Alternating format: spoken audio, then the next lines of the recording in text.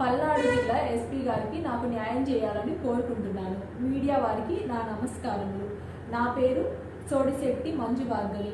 మాది చిలకలూరిపేట నియోజకవర్గం, నాదెండ్ల మండలం, ఇర్లపాడు గ్రామం. నేను చదువుకోవడం కోసం మా నాన్నమ్మ గారి ఊరైన అద్దంకి వెళ్ళాను.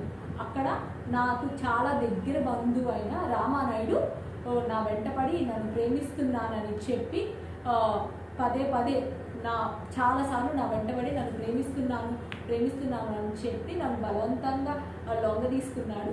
ఆ క్రమంలో నేను ప్రెగ్నెన్సీ అయ్యాను. ఇతను అద్దెంకిలో విశ్వభారతి కాలేజ్ డైరెక్టర్గా పనిచేస్తున్నాడు ఆ సమయంలో. అయితే ఈ టైంలో తనకి వేరే మ్యారేజ్ కుదిరింది. తన ఆస్తి కోసం, ఎక్కువ కట్నం ఆస్తి కోసం వేరే అమ్మాయిని చేసుకోబోతుండగా నాకు అది తెలిసి నేను 8/2/2022లో నష్టపేట దిశ పోలీస్ స్టేషన్లో కంప్లైంట్ ఇచ్చాను. ఆ కంప్లైంట్ మేరకు నష్టపేట పోలీస్ వారు నాతో పాటు ఒక లేడీ కానిస్టేబుల్ని, జెంట్ కానిస్టేబుల్ని ఇచ్చి నష్టపేట పంపించారు. ఆ తర్వాత మళ్ళీ నాకు ఇంకొక రోజు టైం ఇచ్చారు. మళ్ళీ 9వ తారీఖు మా అత్తయ్య అయినా, మా అమ్మమ్మ అత్తయ్య అయినా సోడిశెట్టి వెంకట సుబ్బమ్మ, మేకల్ నరేంద్ర, ధర్మవరపు దుర్గాప్రసాద్ మరియు చాలామంది పెద్దవాళ్ళు, ఒక 100 మంది పైగా ఉన్నారు. అందరు వచ్చి నన్ను, అటు కూడా ఆడపిల్ల ఉంది, నువ్వు ఒక ఆడపిల్లవి, ఆ అమ్మాయి సూసైడ్ చేసుకుంటాను అంటుంది, కాబట్టి నువ్వు చిన్న మావయ్యని చేసుకో, తను పెద్ద మావయ్యని చేసుకుంటుంది అని అందరూ బలవంతంగా ఒప్పించారు. అయినా నేను ఒప్పుకోలేదు. చాలా చాలా బలవంతంగా ఒప్పించారు. అలా ఆ టైంలో 19/2/2022లో నాకు మల్లవరం డ్యామ్ పెళ్లి జరిగింది. మా చిన్న మావయ్య అయిన సోడిశెట్టి కామేశ్వరరావుతో పెళ్లి జరిగినాక 3 రోజులు మేము మా ఇంట్లో ఉన్నాం.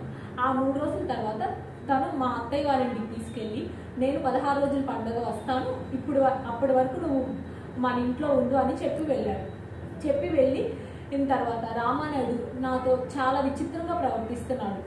నన్ను మళ్ళీ ఫిజికల్గా, మెంటల్గా, వర్బల్గా కూడా అబ్యూస్ చేస్తున్నాడు. చాలా చాలా మాట్లాడుతున్నాడు. నువ్వు నాతోనే ఉండాలి, నాకే చేయాలి, మా తమ్ముడికి నువ్వు అసలు కాపురం చేయకూడదు, నాతో ఉంటేనే ఇంట్లో ఉంటావు, నేను చెప్పిందే జరగాలని చాలా చాలా టార్చర్ పెడుతున్నాను సార్. అది నేను మా ఆయనకి చెప్తే, చాలాసార్లు ఫోన్ చేస్తే మా ఆయన నువ్వు మా ఇంటి పరువు తీసావు, కేసు పెట్టావు, నీకు ఇది ఇలానే జరగాలి, మా అన్ననేమన్నా అంటే నువ్వు ఊరుకోను అని ఇలా ఒక 20 రోజుల వరకు ఇంతే టార్చర్ జరిగింది. ఇంకా నేను భరించలేక మా అమ్మ వాళ్ళని పిలిపించి నేను మా పుట్టింటికి వెళ్ళిపోయాను.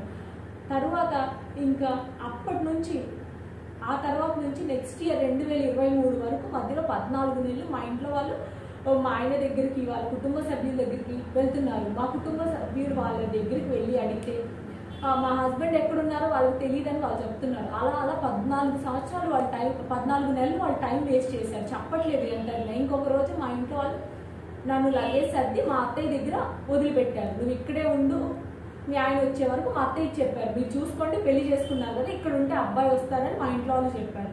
ఇంకా మా అమ్మ కూడా నాకు తోడుగా ఆ రోజు అక్కడే ఉంది. మేము నిద్ర లేచేసరికి మాకు చెప్పకుండా మా అత్తయ్య గారు వెళ్ళిపోయారు ఇంట్లో నుంచి. అప్పటి నుంచి నేను మా అమ్మగారు అక్కడ ఉంటున్నాం. ఈ సమయంలో మొన్న 22 మే 2025లో అద్దెంకి పోలీస్ స్టేషన్ నుంచి మాకు సమాచారం వచ్చింది, మీ అత్తయ్య మీ మీద మర్డర్ అటెంప్ట్ చేసింది, నువ్వు చేసావు అని కంప్లైంట్ ఇచ్చింది, మీ ఫ్యామిలీని అంతా జైల్లో పెడతాం అని నాకు చాలా హరాస్మెంట్స్, బ్లాక్మెయిల్స్ వస్తాయి. రామానాయుడు, దుర్గా, నరేంద్ర, ఏఆర్ కానిస్టేబుల్ అయిన నరేంద్ర పద్దాక వాళ్ళ ఫ్రెండ్స్ని తీసుకొని అద్దెంకి వచ్చేది. మేము ఉంటున్న ఇంటి దగ్గర నువ్వు డైవర్స్ ఇస్తావా లేదా, మీ అమ్మ వాళ్ళని చంపాలా, మీ మావయ్య వాళ్ళ పిల్లలు జాబ్ చేస్తున్నారు కదా, వాళ్ళ మీద కేసు పెడతాం, మీ చిన్న మావయ్య కొడుకు యూఎస్ వెళ్ళాలని చూస్తున్నాడు, అతనికి వీసా, పాస్పోర్ట్, ఇలా రకరకాలుగా మా ఇంట్లో వాళ్ళందరి మీద కేసులు పెట్టి నన్ను చిత్రహింసలు పెడుతున్నారు. ఇంకా నేను తట్టుకోలేక నేను మళ్ళీ ఈరోజు స్పందన కార్యక్రమం దగ్గరికి వచ్చి ఎస్పీ గారిని నాకు న్యాయం చేయాల్సిందని కోరుకున్నాను. నేను ఈరోజు ఎస్పీ గారికి కంప్లైంట్ ఇచ్చాను. ప్రస్తుతం మా బావగారైన రామానాయుడు గోవిందాంబిక జూనియర్ కాలేజ్లో డైరెక్టర్గాను, ఉపాధ్యాయుడిగా పనిచేస్తున్నాడు. ఏఆర్ కానిస్టేబుల్ అయిన మేకల్ నరేంద్ర రక్షణ రంగంలో పనిచేస్తున్నారు. ఈ రోజు నేను ఇలా బయటికి వచ్చి చెప్పడానికి కారణం ఏంటంటే, సొంత బంధువు అయినా నన్నే ఇలా హింసించాడు, నాకు జరిగినట్టు ఇంకే ఆడపిల్లకి అన్యాయం జరగకూడదు. రామానాయుడు ఇలా ఇంతకుముందు చేస్తున్న కాలేజ్లో కూడా నలుగురు అమ్మాయిని వేధించి హింసించాడు. అందుకే తను ఇప్పుడు ఆ కాలేజ్ మారి కొత్త కాలేజ్ అయిన గోవిందాంబిక జూనియర్ కాలేజ్కి వచ్చాడు. నాలాంటి పరిస్థితి ఏ ఆడపిల్లకి రాకూడదని నేను ఈరోజు ఇలా మీడియా ముందుకి రావాల్సిందిగా కోరుతున్నాను. వీళ్ళకి దుర్గా ప్రసాద్ అనే అతను చాలా సహకరించాడు. వీళ్ళందరికీ శిక్షించాలని, నాకు న్యాయం జరగాలని నేను ఈరోజు ఎస్పీ గారిని ఆశ్రయిస్తున్నాను. ఈ తరుణంలో వాళ్ళు చాలా చేశారు. నా ఫోన్ క్లోనింగ్ చేసి నా ఫోన్లో నేను మెసేజ్ చేస్తున్నట్టు వేరే అబ్బాయిలకి చెప్పి నా మీద చెడుగా చిత్రించి బ్యాడ్ ఇంప్రెషన్స్ తెచ్చి నన్ను సొసైటీలో తిరగకుండా చేయాలని చేస్తున్నాడు.